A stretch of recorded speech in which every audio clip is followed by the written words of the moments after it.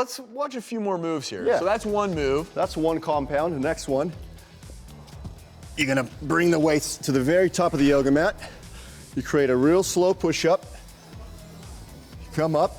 Now, if this is too hard, I got news for you. You can go like this. Put your feet on the outside, so that way when you row, you can go from here to here. Now, this is where you add a little hot sauce. You go up, and then you go back to the first move again. Push up, got a row, push up. You do it on the right side, and then again. Okay, and Peter, how many reps do you do of that? So you call that hot sauce, huh?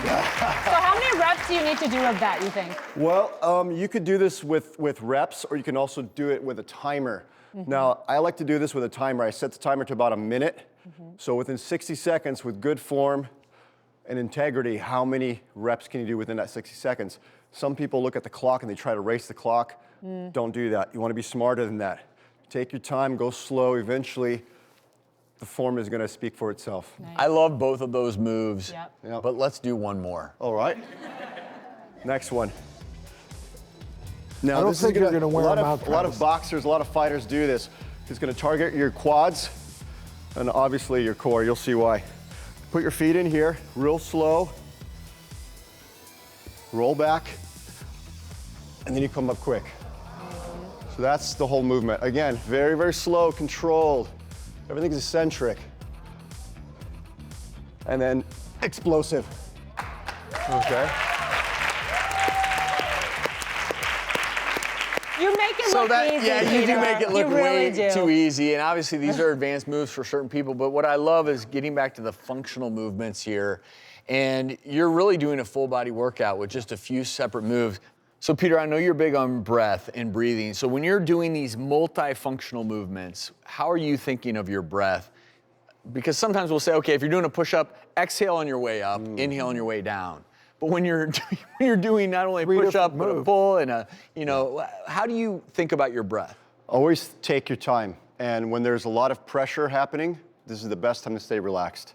You breathe through it, take your time, don't rush anything. Because as soon as you start rushing, you're gonna lose balance and then that's it. All that form goes out the window. So what I would suggest when you do this, again, even just from picking up the weight, you breathe.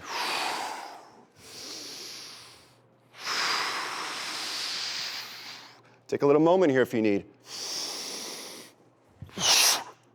And then you do it again, right?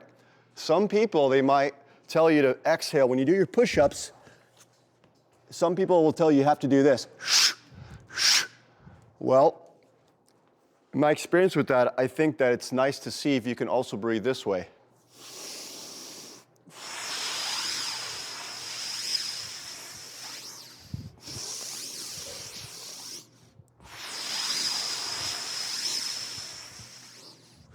Notice the difference? I'm taking several inhalations and exhalations while I'm doing the movement. So we kind of call this circular breathing, especially for those musicians out there. If you play a lot of wind instruments, you notice that you're exhaling and breathing in at the same time. Very difficult to do, but I think at some point in training, you're gonna make that connection, and it's a more life-changing. continuous breathing. Yeah, Right. absolutely. Docs, we have some work to do in the gym. Yes, I we know. I want to try that. I actually want to try that circular Yes. breathing. I mean, that's a brilliant way to think about it. Thanks so much, Peter.